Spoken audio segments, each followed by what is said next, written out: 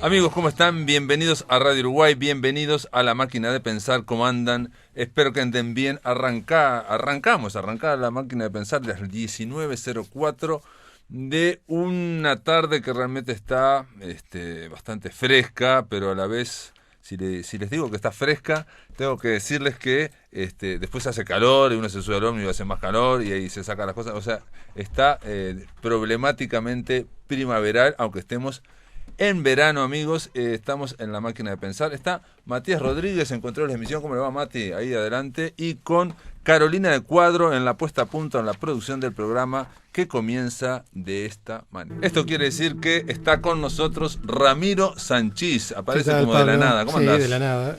De golpe, digamos. De golpe, para tratar de generar una especie de suspenso con sus mitos del futuro. Sí, no estamos hablando mucho del futuro últimamente. ¿No? No, estamos más bien con cosas extrañas y mundos paralelos. Sí, bueno, ¿no? No vas a venir a reseñar novelas que no están escritas. No, por supuesto. Eso estaría bueno, ¿no? Pero no sería mala idea, yo tengo unas cuantas. Sí, tenés varios proyectos. No, sí, son novelas, digamos, de ciencia ficción, fantasía, weird, como decís vos, pero ya todos han sido escritos. Sí, de hecho lo que vamos a ver hoy no necesariamente ha sido clasificada como ciencia ficción, en el sentido en que pongamos Hyperion. Sin duda alguna es un clásico de la ciencia ficción. Hoy vamos a hablar de La Casa de Hojas, de Mark Z. Danielewski, que es una novela más bien que tiene una serie de características formales que van de algún modo en primer plano y desplazan su aspecto fantástico, weird o de horror. Hay quien dice que es una historia de amor más bien. No tiene nada que ver con Ciclonopedia, que también era una cuestión formal, sí, una estructura totalmente distinta, sí. Que uno diría que eso no es novela, ¿o qué es? Bueno, esto da un paso más allá por un lado y un paso más acá por otro. Ciclonopedia, como habíamos dicho, no tengo manera de calcular el porcentaje, ni tiene mucho sentido hacerlo, pero pongamos que un 75-80% es ensayo. No es un ensayo. Uno la lee como hablábamos, ¿no? Uno la lee como un ensayo, en cierto modo. Un ensayo de ficción. Sí, eso son todos los paréntesis, corchetes, comillas que uno quiera poner, pero uno abre el libro a la mitad o más o menos a la mitad y lo que encuentra se lee como un ensayo. Exacto. Uno luego tiene que contextualizarlo, etcétera, etcétera. No pasa lo mismo con La Casa de Hojas. La Casa de Hojas se lee ante todo como una novela. Lo que pasa es que tiene un aparato formal que hay quien lo llama literatura ergódica, que tiene que ver un poco con procesos de lectura que no se leen de manera lineal, que hay juegos permanentes. Rayuela podría ser un ejemplo. ¿no? Bien.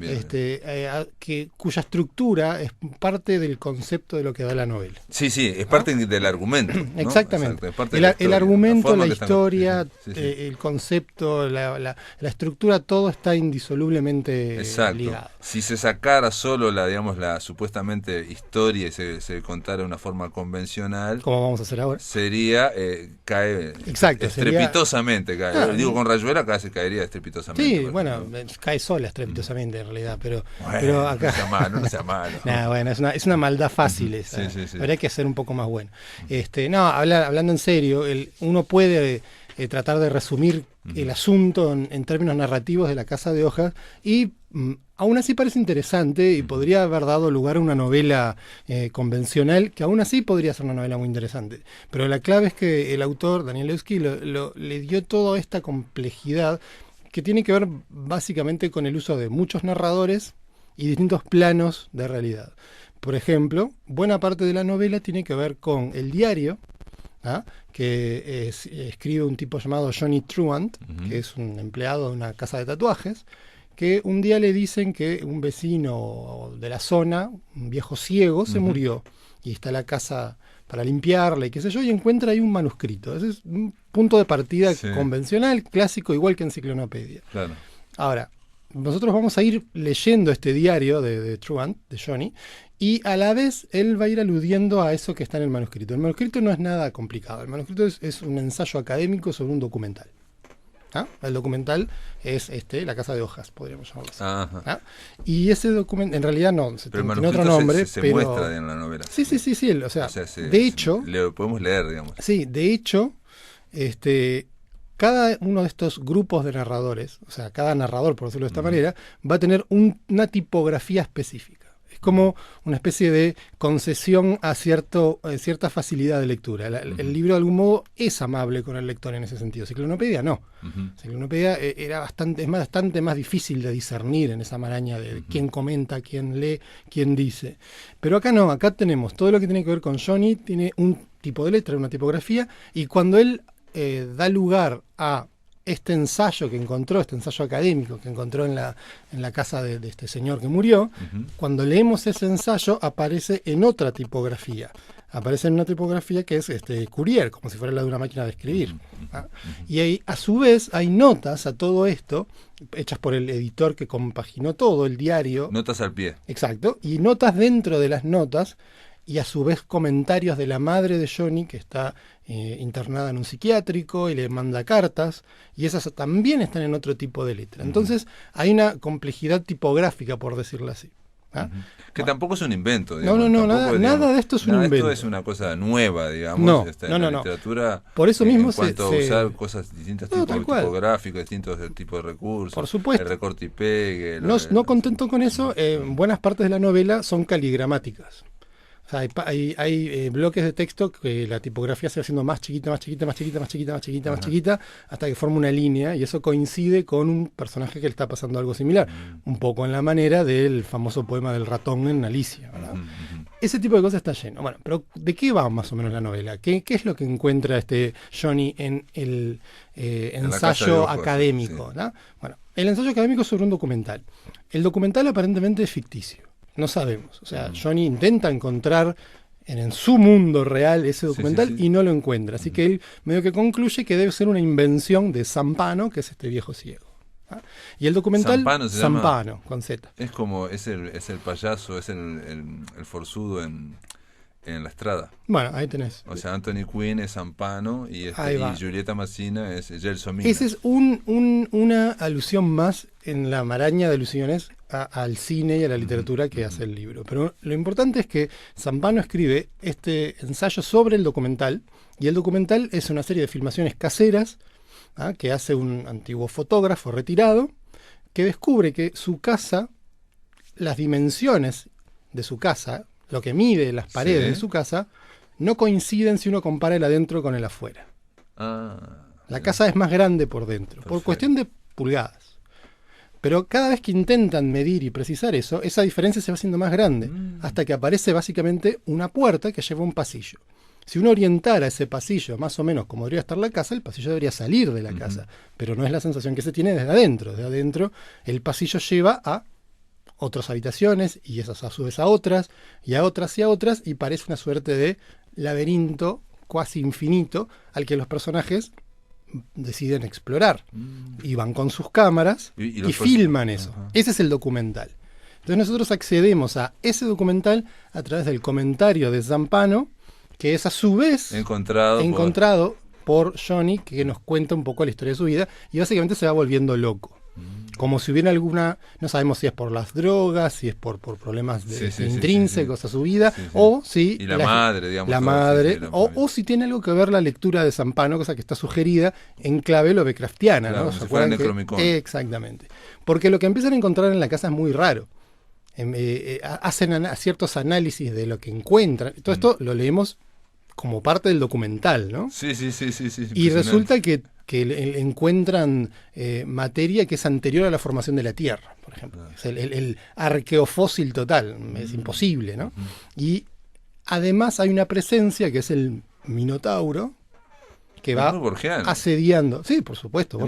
Borges está nombrado en todas partes, en todos los niveles de porque el hecho de que encuentren cosas de otra anteriores a la Tierra es Tron Ugbar Orbis Tertius, por ejemplo, bueno, ¿no? De otro lugar. Y a su vez es Lovecraft también. ¿No? O sea, la idea de lo imposiblemente antiguo, o lo que rompe con nuestro parámetro de orden cronológico. Que va más allá de lo imaginable. Exactamente. En tiempo. Entonces, bueno, más o menos uno así va estableciendo. La novela entra y sale de esos planos, rompe a veces esos planos, y encontramos la narración de lo que le está pasando a la gente que investiga en esos. En el documental. Exacto. O sea, que de algún modo todo se rompe. Eso puede ser como de terror también, esa parte, ¿no? Si uno tuviera que clasificarlo en una especie de género primario, por decirlo de alguna manera, sería fácil pensarla como una novela de horror. Ujú. ¿Ah? Y yo pienso en la película El Cubo, por ejemplo. Bueno, ¿no? ahí tenés. Van O pasando, todavía más te eso. digo, la segunda, el hipercubo, Ujú. que tenía todo este problema de las dimensiones replegadas, ¿no? Ujú. Y también está, digamos, porque está como al pegadito, la novela El lugar del hebrero, Sin que van duda. abriendo puertas en un pasillo Es muy interminable. parecido, eso es muy parecido. Lo que en el caso del hebrero se descompone en esa postergación indefinida de Ujú. la salida, Ujú. que tiene un matiz, porque si nos acordamos bien, las habitaciones a las que accede el narrador también se van volviendo cada vez más deterioradas. Sí, son ¿verdad? idénticas a sí mismo, pero Pero, deterioradas todo el exacto. tiempo. Acá no es una sucesión más o menos lineal, sino más una cosa laberíntica donde eventualmente aparecen incluso salones inmensos con techos altísimos que no tienen sentido topológico. Totalmente, ¿Ah? sí, sí. Entonces no tiene esa cosa más lineal o linealizable que podría tener el lugar. Pero sí, por supuesto, la sensación es muy parecida, quizá más de horror en el caso de Danielewski. Obvio. ¿Y el Minotauro? ¿Qué tiene que ver? Eso es una sospecha que hay de unos ruidos que sienten, una especie de respiración, de zumbido, que los va asediando y algo que pasa porque no vuelve en la expedición. ¿Ah? En esa primera expedición o segunda expedición no vuelve o empiezan a haber asuntos que hacen pensar que hay algo que los está asediando y buscando. Es una de las cosas que queda como enigma en la novela. Está también parecida a aquella que comentaste acá también, en la novela, y que estaba la película en Netflix, que son un grupo de mujeres también. Con Aniquilación. Aniquilación. Bueno, Aniquilación es más de la naturaleza. Es ¿no? la octava vez o la Ahí va. 19ª misión que va. Y Que que acá no son vuelve. dos, ¿no? No, Son pero dos digo, la idea de ir expediciones. a un lugar extraño que tiene sus propias... Sí, totalmente. O sea, y que van y vienen. y es weird en ese sentido. Weird en el sentido de que es algo que nos da horror y que no lo podemos comprender y que un poco el horror viene por esa incomprensión. Ujú. Lo que pasa es que, claro, uno puede pensar que si hacemos ramas como una posible clasificación del weird contemporáneo, tanto Aniquilación y El Gusano, pongamos, de las que vimos acá, están de un lado, Ujú. Ciclonopedia ahí en el medio, y La Casa de Hojas tiene un poco más que ver con espacios imposiblemente humanos, si se quiere, porque es una casa. Ujú. ¿Ah? De hecho, cada vez que uno lee la palabra casa en el libro está en azul. Ah. Entonces hay toda una serie de juegos, y la palabra Minotauro está tachada, uno tiene que adivinarla, por ejemplo. Entonces hay toda una serie de juegos donde alguien intervino esos manuscritos de manuscritos de manuscritos y armó este conjunto al que se le aplica además todo este tema caligramático y bueno, es muy complejo. Que por decirlo seguramente así. es el propio autor, ¿no? Yo me imagino. Bueno, ¿no? de hecho, que hizo algo, después lo va sí. interviniendo, lo va interviniendo. Hay, lo va hay una creando cosa otro. posterior, si se quiere, a la novela tuvo una historia interesante que primero fue autoeditada, porque no le daban bola a ninguna editorial. Ujú.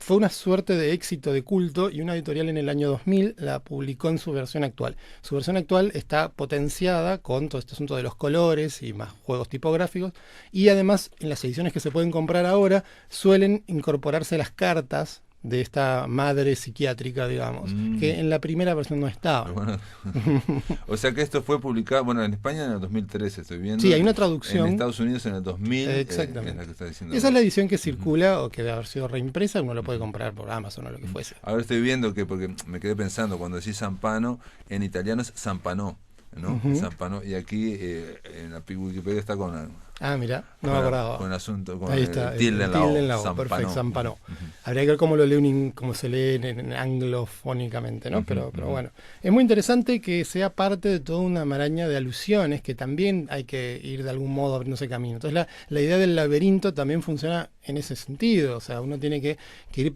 no solo desarticulando quién dice qué sobre quién y sobre qué, Claro. que sería como la primera idea, sino más bien también quién a su vez intervino eso y qué cosas plantó ahí. Hay muchas referencias que parecen incorporadas a posteriori, por ejemplo en las notas. Claro. Hay referencias a Derrida, a Kubrick. O sea, de hecho también hay muchas notas que vendrían a ser las notas que integran el aparato bibliográfico de este artículo académico de Zampanò.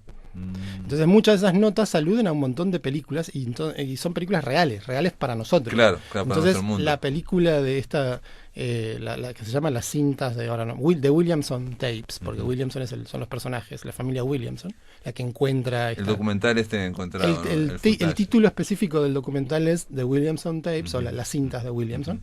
Cuando en el ensayo académico que escribe Zampano sobre este documental, hay muchas notas que comparan The Williamson Tape con la obra de Kubrick o con determinados documentales clásicos y así. Entonces hay todo un aparato, hay como un zumbido, estamos en la casa... Sí, hay un zumbido, una especie de zumbido ahí. Bueno, muy linchiano, ¿no? Sacar el celular, me parece. Sí, pero que no es es eso, ¿eh? Porque es distinto ese tipo de zumbido. Bueno, funcionó. Cuando lo sacaste, lo pusiste. Sí, ahí está. Bueno, me gustan estas cosas de que haya ruidos raros. Ambient, dark ambient. Es parte de esto. No, y entonces, digamos, se llama La Casa de las Hojas. Yo no he visto la traducción, no lo tuve nunca en mis manos. Siempre lo leíste en inglés. Lo leí en inglés. Claro, por eso decía Zampano, porque no tiene el acento, seguro. No me da claro, no. En inglés no tiene. Y de hecho, cuando yo vi esa película, tampoco, digamos, en italiano tampoco tiene acento. Pero es una pronunciación. Pero ellos lo dicen así, Zampano. Y por eso en Wikipedia acá, para le añaden. Le añaden. Claro, se ve que ese añadido del tilde tiene que ver con la edición en español, ¿no? Claro, La Casa de Hojas. Para darle la misma cosa. Bueno, es una novela muy a explorar, digamos, ¿no? O sea, por eso tiene otro sentido más lúdico que uno se pierde un poco en Wikipedia, en Ciclonopedia, ¿no? Claro. Ciclonopedia es más densa en muchos sentidos. Acá formas, uno juega un poco con la novela. Aquí dice que es una sátira, puede leerse como una sátira al criticismo académico. Claro, por todo lo que hace. Ciclonopedia también podría ser una sátira. Sí, al ensayo post de Luciano, claro, etcétera, por supuesto. Pero acá hay toda una manera de cómo referirnos a ciertos objetos culturales que sí puede pensarse como una parodia, ¿no? Y de alguna forma refleja algo que, bueno, ya Borges lo hacía, ¿no? Me imagino, que es el tema de la posverdad, lo que estamos ahora, digamos, ¿no? Bueno, claro. Es esa construcción, digamos, que es verdad, que no por es verdad. Eso lo podemos también vincular a Ciclonopedia en términos de esta teoría ficción. De algún modo, una de las grandes preguntas que se hace el protagonista, si podemos pensar que en un protagonista, que sería Johnny, él se pregunta, bueno, ¿qué tan real es esto? ¿O es un invento de este señor que está creando este documental que en realidad no existe y empieza a investigar, y esa investigación no lo lleva a ningún lado. Pero eso nos pone a nosotros como lectores. Claro. Empatizamos con él como lector y seguimos. Exacto, ¿no? Y nos hacemos la misma pregunta. Aunque nosotros ya sabemos que está todo enmarcado por una novela. Pero esos niveles continuamente parecen tensarse. Obvio, es como cuando Borges hablaba, ¿no? O como en Tolonukbar, por ejemplo. No, en el poema, ¿no? Que, ¿no? Quien mueve la... ¿no? Dios mueve al jugador y esta es la pieza que Dios detrás de Dios la trama empieza. Claro. Bueno, acá hay algo similar. O cuando vemos a Hamlet interpretando una obra dentro de Hamlet, ¿no? Pero el concepto mismo de teoría ficción es muy rastreable a Borges y bueno, más atrás, pero en principio toda esta... Tolonukbar es un texto de referencia en ese sentido. ¿no? La creación de una enciclopedia de un mundo falso. ¿no? Una enciclopedia falsa, ficticia, de un mundo ficticio a la inipotencia, de alguna manera. Claro. Muy bien, Ramiro, gracias por estar en la máquina de pensar. Pablo, quedó presentada la novela La Casa de Hojas del estadounidense Mark Danielewski. Exactamente.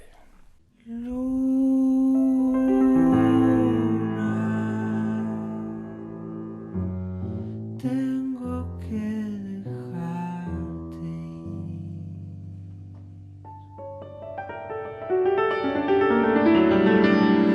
Luna,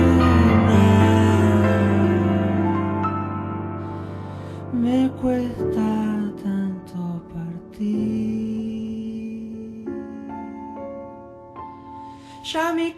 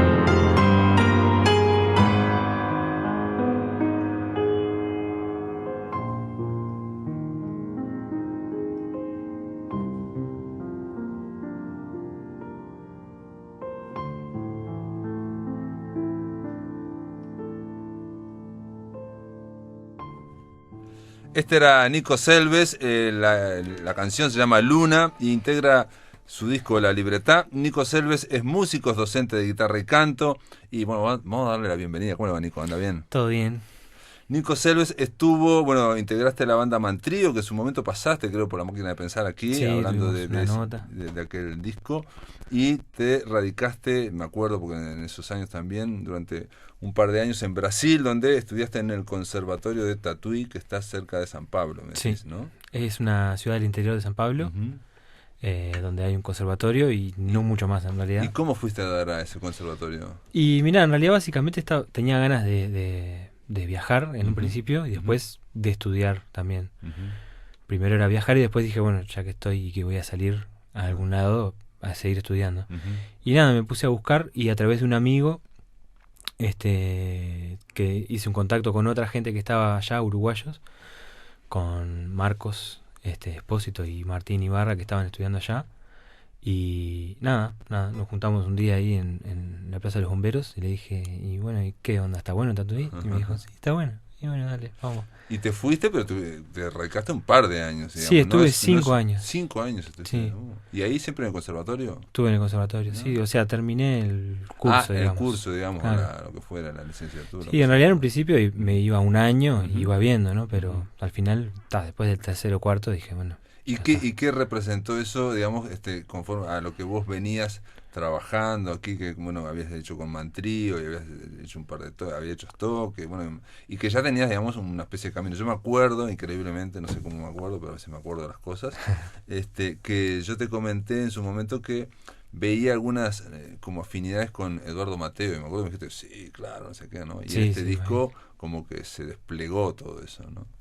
Claro, creo que incluso capaz que ya no es tan parecido porque que se fue para otro lado. Pero... Claro, pero digo, hay una afiliación, Sí, una afinidad seguro. muy, muy grande, ¿no? Es que Vos me lo mencionaste también al Príncipe en aquella seguro, nota, me acuerdo, también. ¿no? De hecho cantó el Ibú también en el disco de Mantrío. Claro. Y eso. Todo eso está ahí. Y en realidad en algún punto como que haber ido para allá fue como una especie de profundizar un poco sobre todo en el estudio y todo, pero también en eso de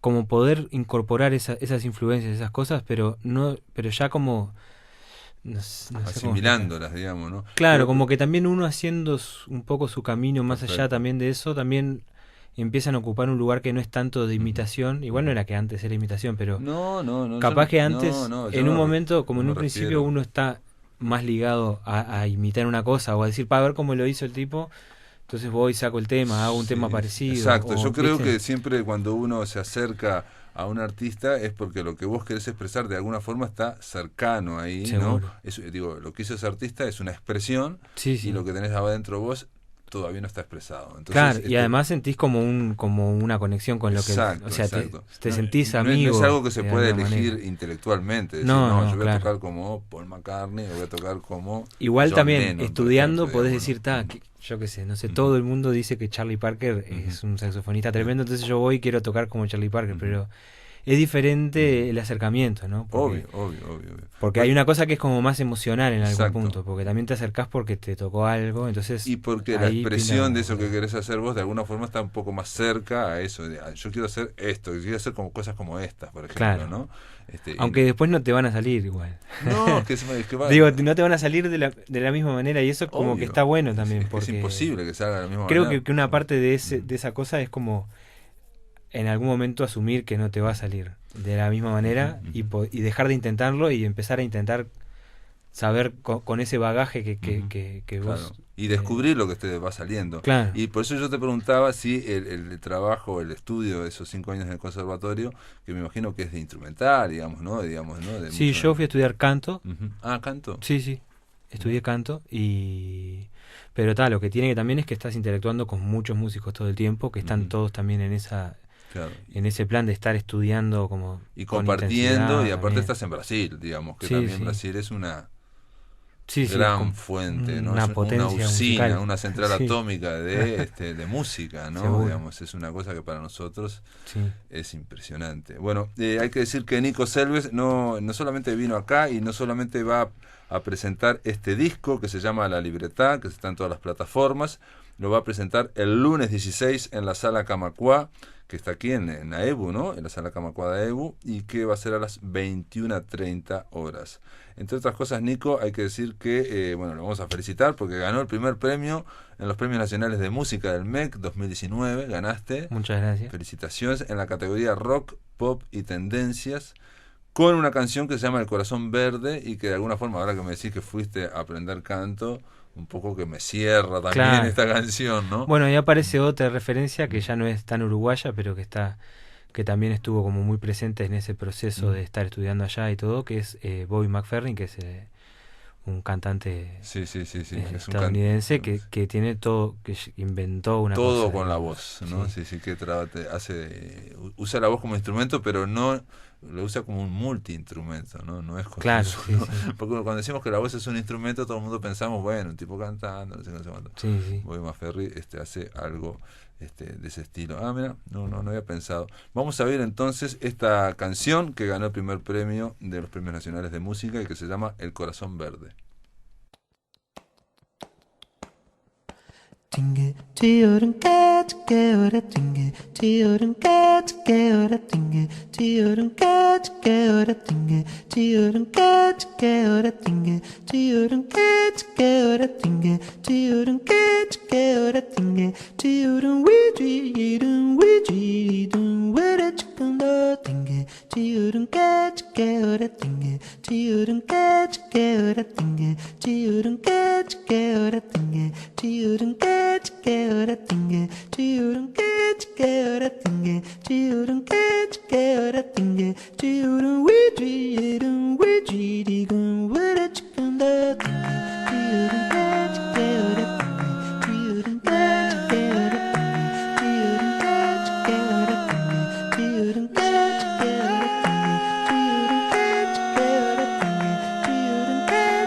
hora tinge, tiurun que hora tinge, tiurun que hora tinge, tiurun que hora tinge, tiurun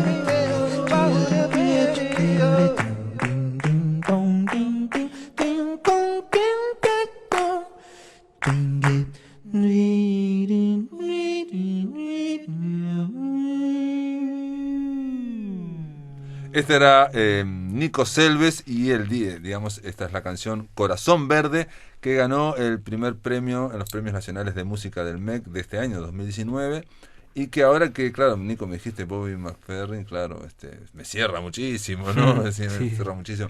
Yo cuando lo escuché pensé más que nada en las influencias de Brasil, digamos, todo, ¿no? O sea, el tema de la voz, de usar... Sí, que también, ¿no? sin duda. Pensé. Pero lo de Bobby McFerrin viene más por esa cosa como, si querés, como la parte más teórica de la música, en el sentido de poder sostener la armonía con la voz, ¿viste? Claro, claro. Que en realidad, por lo general, no sé, uno hace una canción y toca el acorde con la guitarra y Exacto. sostenés la armonía con los acordes. Ujú, Si la tenés que sostener con la voz ya es diferente porque tenés que armar melodías que muestren, ujú. que se llaman arpegios, que sería, cada acorde tiene, Ujú. ponerle 4 notas, ¿viste? Sí. Un acorde Ujú. consta de 4 Sí, notas, sí, sí. puede tener más o menos, pero ponele. Ujú. Entonces, lo que yo hago con la voz para sostener esa armonía es cantar esas 4 notas en una melodía. Ujú. Entonces ahí Perdón, vos vas cambiando y vas armando, y acá dices, acá estamos- do mayor, re mayor, lo ¿y que estábamos sea. escuchando solo tu voz? ¿O- Eso era solo mi voz, pero nada más que ahí está grabada como en distintas Bueno, pistas, pero ¿no? digo, grababan distintas pistas, pero siempre Sí, es tu sí, voz, ¿no? sí, En sí. ningún momento te juntaste con nadie para... No, en ese tema no. Y no hay autotune, no hay nada. No.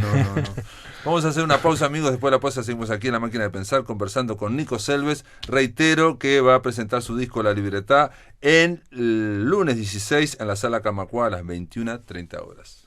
Amigos, continuamos en La Máquina de Pensar. Estamos conversando con Nico Selves sobre su disco La Libreta, que se presenta este lunes 16 en Sala Camacuá. Y vamos a escuchar el tema que da nombre al disco, se llama La Libreta, y que tiene que ver también con este trabajo sobre la voz y otras cositas. Para ser artista hay que estar comprometido. Hay que ser particular sin dejar de ser social. Hay que ser sensible y espiritual. Hay que tener presente todas las cosas que nunca alcanza. Hay que definir una realidad y creer que en su profundidad material. Así como también un día cualquiera hay que creer, quiere decir bien, medio lo que a veces quiere cortar. Hay que estar atento a esa equivocación. Sin olvidarse que ese es el fin del que hay lógicamente. Hay que romper todo, ser contrasolidario, lo que agradable y silencioso. Que nunca hay que bucear en cambiajes sin pensar en nada. Si lo tan fácil e intachable, que se le caben todas las cosas, cualquier cuestión, todas las maneras, y que se vea usando todo, que sea su idea, hay que cagarse en todas las lenguas, hay que ser encantado, voy a dejar nada sin felicidad, sobre todo las cosas de la presión.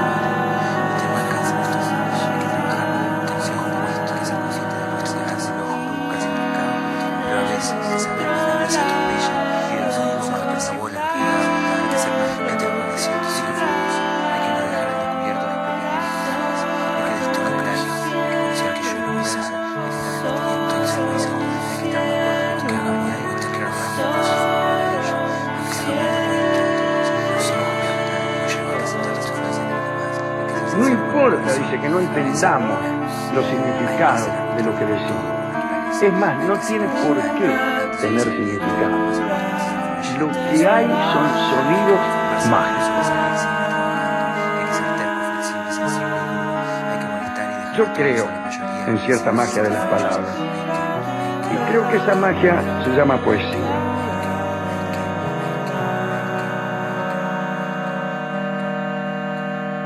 Entonces se encuentra con uno de los peores desengaños que el mundo puede presentar, que es que las palabras también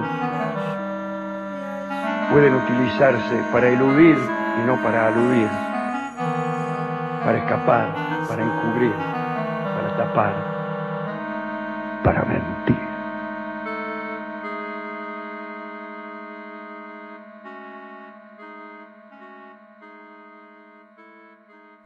Era La Libreta, como ven, es un tema, como escucharon, de un tema de Nico Selves, y da título al disco, ya lo dije, y que bueno, tiene que ver, digo, el que lo escucha, por lo menos, yo lo escuché la primera vez, con algo experimental, me da la sensación, ¿no? Música experimental. ¿Vos no te gusta esa etiqueta? ¿Te gusta? No, creo que sí, me gusta, digamos. Como que me cuesta más en realidad ponerlo en algún género otro, porque también, o sea, capaz que en el disco hay también canciones como Luna también, Exacto, como Luna. otras que hay también, Ujú. que son más normales, digamos. Más convencionales, o digamos, tienen unos Claro. arreglos más... Sí, son más canciones, o sea, también por cómo fueron compuestas, o sea, yo las compuse también desde la guitarra, que es como la forma, por lo menos personal, Ujú. que tenía más incorporada, y en realidad la búsqueda fue también empezar a componer desde otros lugares, Y en partiendo este caso de La Libreta, ¿cómo lo compusiste? por ejemplo, ahí partí en realidad, primero que nada, del que era como una, no sé, era una máquina que me prestaron en un momento, que no era ni siquiera un teclado, pero suena un poco como un teclado, Ujú. ¿viste? Y armé eso, quedó eso. Y después lo que fui haciendo fue empezar a armar las voces, Sí, el coro. el coro que hay ahí sí, con sí, la sí, letra. sí, lo que va pasando. Y arriba hay de una eso voz también. empecé, dije, nada, como que ya tiene un ambiente sin las voces que hablan. Sí, sí, sí. Ya tiene un ambiente como medio, no sé, para mí por lo menos, medio ominoso, medio denso. Entonces como que me gustó como para aprovechar eso, para experimentar un poco más, como tensar un poco más la piola para ver hasta dónde llegaba. Y lo que hice fue agarrar una libreta que tenía distintas cosas que había escrito y nada, probé de ir incorporando esas cosas ahí. Pero es tu voz cuando dice los artistas tienen que estar comprometidos o algo así. Sí, los artistas, es como todo un montón de ideas sobre qué implica ser artista y entonces empieza un poco a jugar en contradicciones. Obvio, tenés que ser obvio. una cosa y tenés que ser otra y otra y otra. Sí, sí, y se nota que eso está que hecho, no, sí. en algún punto no tiene sentido. Claro. Y después hay otra también, otra voz que también habla, que igual la gracia en algún punto, después lo que me llamó la atención de eso es que en algún punto se empieza a perder un poco lo que las palabras dicen. Lo que está diciendo, sí, que es Dolina. A mí me No, eso es al final, Dolina es al final, pero Ajá. al principio esos textos que yo leí, que además es como que está uno en una oreja, otro en otro, y van como reiterando. y en el medio está la música, ¿viste? Entonces yo sentía como que en un momento se empieza a dejar de entender lo que está diciendo y se entiende como algo quizás por detrás de eso, ¿no? Como una... más allá también del ruido o las notas que puedan... Que ya es como una trama sonora. Sonora, sí, es una trama sonora. Y más además allá de eso hay de una las intención palabras. también, ¿viste? La intención de la voz. Claro, como que también jugar un poco con la sensación de que además de cuando uno habla en cualquier situación, siempre más allá de lo que dice hay una actitud, tono, una intención, sí, una cosa. Actitud, sí, una intención. Sí, y ahora justo estoy haciendo un taller de teatro, estaba trabajando bastante y en bueno, eso, y re interesante. interesante. Una de las cosas de la voz es esa, digamos, que Sí. por más que elijamos las palabras y queramos decir una cosa, la voz también está diciendo otra, ¿no? Claro. Y a veces incluso la contraria. Exacto, sí. Y está claro cuando uno ve en las películas, alguien tiene mucho miedo y dice, ¿tenés miedo? No tengo miedo, no sé, Claro. no sé cuánto. Y digo, la forma que lo estás diciendo, Sí. la voz está diciendo algo totalmente. El y lenguaje esa, gestual también. Esa ¿no? tensión también es lo que genera a veces lo que te llama la atención a veces, ¿no? Artísticamente también. Como esa tensión entre poner lo que está diciendo y el tono. Te das cuenta que hay algo que está raro y te... Claro, pero viste que vos mismo mencionás para hablar de esta canción ambiente sonoro, ¿no? Sí, o sea, sí. ya no estamos hablando de una melodía, o estamos hablando digamos, No. de un ese estilo tipo sonata o de la canción, ¿no? De un estribillo, en fin, Claro. no sé, estamos hablando de un ambiente sonoro, lo cual lleva a, yo te decía que hay que tener una actitud también para escuchar, o que el disco pide una actitud. Sí, seguro. Igual eso, por eso yo te remarcaba que tiene canciones también, porque en realidad yo también lo pensaba así como que, lo pensaba como yo mismo también escuchando un disco.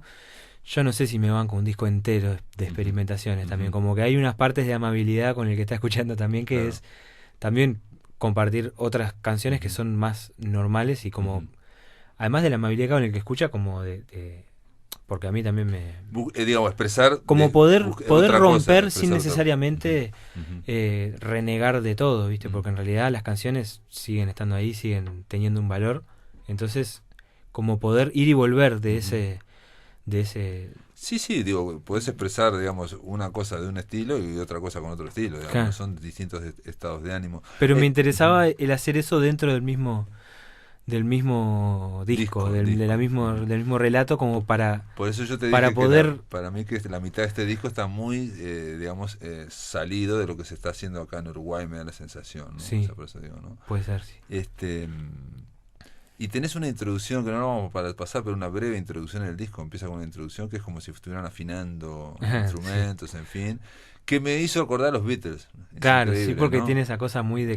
Tiene pistas dadas vueltas. Dadas y todo vueltas, eso. sí, esa de distorsión y de afinación de instrumentos, todo Sí. ese sonido previo, que incluso aparece, creo que en la de el Sargento Pepper, ¿no? Algo así. Sí, Empiezan, creo que ¿no? sí. Empiezan a, La de... No sé, no voy a bueno, pero tirar fruta, pero... que empiezan, digamos, con esa cuestión, digamos, de caos, ¿no? Claro. De caos. ¿no? Sí, sí. Es una cosa muy breve, lo pusiste al principio. ¿no? Como también de encontrar como dentro de ese caos que hay una música, como que también salirse de la idea de que la música es solamente una corda que suene lindo, De una forma. ¿no? Como que todo es música y en realidad a veces como que el gusto está en el contraste entre una cosa y la otra, porque también todo, o sea, eso es personal, ¿no? Pero digo, como todo raro, a mí también me como que, bueno, está, igual no te cuesta nada tocarte un sol mayor. de vez en cuando, ¿entendés? O sea, Esa sería la parte amable, digamos, con Claro. el que está escuchando, digamos, o sea, tirarle una línea para que se pueda enganchar. y como que me interesa ese contraste entre una cosa y la otra, también le da como realza más cada una en algún punto, ¿viste? Como los colores. Cuando vos pones Ah, claro, un claro. violeta Sí, sí, solo, sí, sí, es sí. un violeta, pero un violeta con un naranja, el violeta Ujú. y el naranja, cada uno tiene como una... Bueno, como estuvimos Cosa hablando diferente. en la previa, no tiene nada que ver capaz, pero en la columna Ramiro Sánchez hablaba también de, digamos, una cosa es el argumento de un libro, otra cosa es como los tratamientos, pues uno y otro Claro. y otro y otro y otro le va generando otro libro que es mucho más interesante que si fuera solo el Claro. primer argumento. Sí, a mí me hizo acordar incluso eso, eso de las historias dentro de historias y dentro de historias. Ujú. Me hizo acordar un poco al disco también, o le encontré alguna ligación. No tanto por historias dentro de historias, pero sí porque hay como una cosa medio de collage en el disco. Ah, de collage, ¿Viste? claramente de collage. Sí, sí, Y sí. esa introducción es un poco, Mm. es justamente también es como un primer pantallazo de eso, porque en realidad de hecho son pedazos de pistas de todos los otros temas en realidad, que corté y los fui Fue poniendo como ahí. saldo, ¿no? Un saldo. Impresionante. Sí. Bueno, vamos a escuchar otro collage que, digamos, que sería, vos decías que La Libertad y No me llamo Iribarne serían canciones primas. Yo las entreveré en mi cabeza porque, claro, en La Libertad se dice no todo lo que se habla tiene que tener sentido, no todas las palabras siempre Ahí tienen va. que tener sentido. Eso es lo que porque- dice Dolina al lo final. dice Dolina porque las palabras pueden tener otro sentido, muchos sentidos, que normalmente se les quiere quitar, y en eso está la función poética. No me llamo Iribarne. Ratos sin diablo. Eran unos ruidos muy raros. A mí me encantan esas cosas. ¿Va a morirse? La haces mal, Juan Pablo. Cuando el orificio quedó totalmente al descubierto, fabricaron un baño. No me llamo Iribarne. Y no me digas, la cola destropea los dientes. No da leche, no pone huevos, es demasiado débil. Tipo, después la puerta de Rolls, nadie pudiese. ¿A dónde? Para perderse. No es más. No me llamo Iribarne, no me diga señor. Soy Allende, marido de María. No había esto en el árbol. El viento sopla con fuerza y el mar está agradecido. ¿Cómo? ¿De qué manera? No sabía. ¿Por qué no respondes? Quedé paralizado sin temor. Se produjo una variante en una situación. Chocar. No me volví a dormir, no sé hablar con tu vida. ¿Dónde está mamá? La Atlántida, el continente hundido. No puedo notar ningún incidente visual, pero casi sin excepción se me tiraban las manos pelitos. No podemos. Quizás cosas así, no me dejan. Pase por ser pintor. Vamos entonces a Tokio, ciudad de Japón. Ustedes me encantan sin saber qué hacer. No es egoísmo. Los Boy Scouts son maricas. ¿Qué edad tenés? Gente sin nivel superficial. No, cualquiera. ¿Por qué no respondes? En oscuridad total, sos buscar una referencia.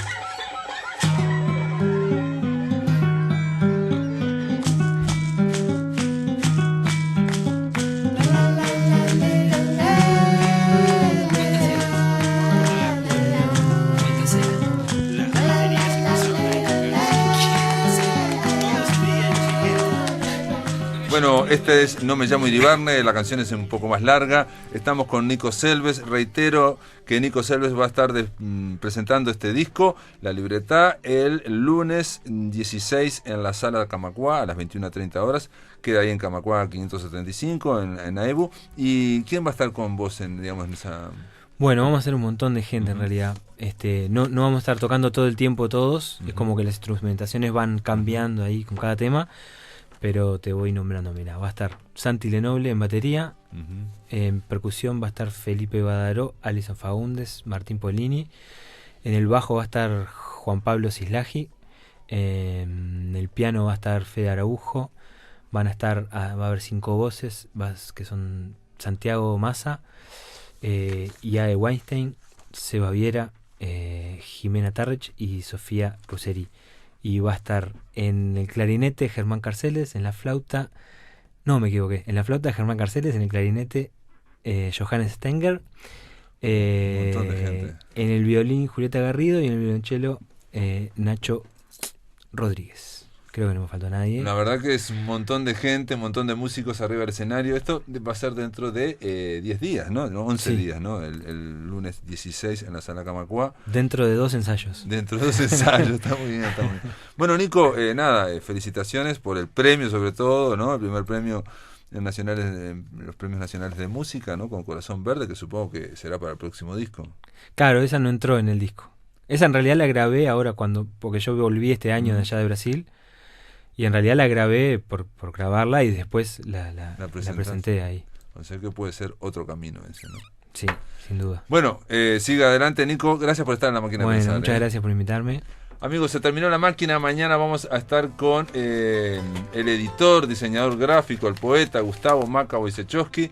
¿Por qué? Porque Maca se presentó en el Museo Nacional de Artes Visuales una exposición que se llama Tapas y que conmemora los 40 años de Maca como diseñador gráfico. Lleva 40 años, son 500 tapas de libros, revistas, casetes, vinilos y CDs que están ahí en el Museo Nacional de Artes Visuales hasta el 2 de febrero del 2020.